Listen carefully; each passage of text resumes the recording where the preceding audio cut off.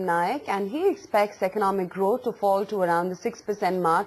In fact, Naik says there is little scope for RBI to cut rates as inflation is stubbornly high, but he hopes the central bank puts more liquidity in the market. Naik also laments that very few new projects are on the pipeline due to the paralysis in decision-making at the center.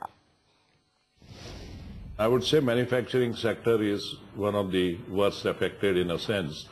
You started with 11-12% growth and come down to minus, and now maybe hovering around 1-1.5%. So obviously this is a matter of great concern. The infrastructure sector also is in a way slowed down considerably because you need to put new projects in the pipeline.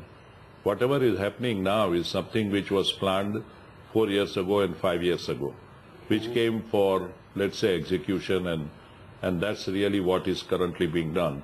But you need to put many things in pipeline.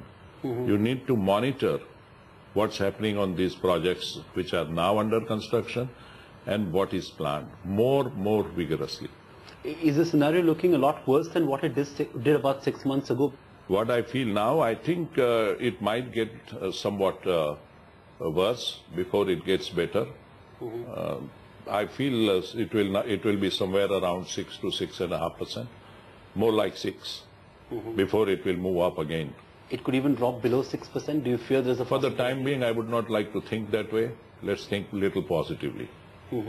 Right. Let's talk about possible growth enablers. And everybody was expecting that there'd be some sort of a push as far as monetary policy is concerned. Industry's been clamoring for a cut in key policy rates for a while now, and that's clearly not happening. How much of a disappointment is that for you? See, it can be disappointment for everybody, but one must also understand the limitations. If your inflation rate is moving more than 5-5.5%, you are not leaving too much for Reserve Bank to really act on in reducing the interest rates or whatever else. The reason being that will fuel more inflation. That is normally so.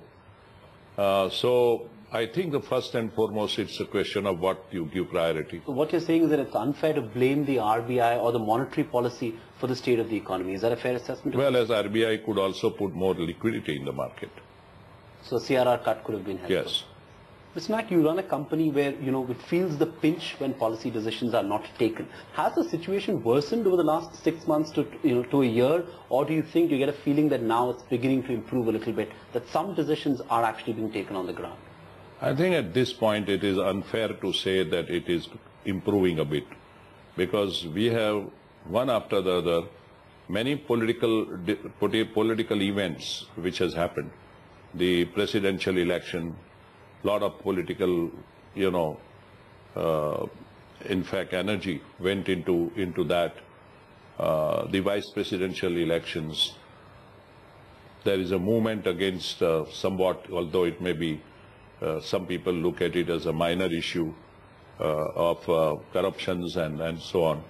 So there is so much of diversion from the governance that it is very challenging for us to see it happening to be good in near term.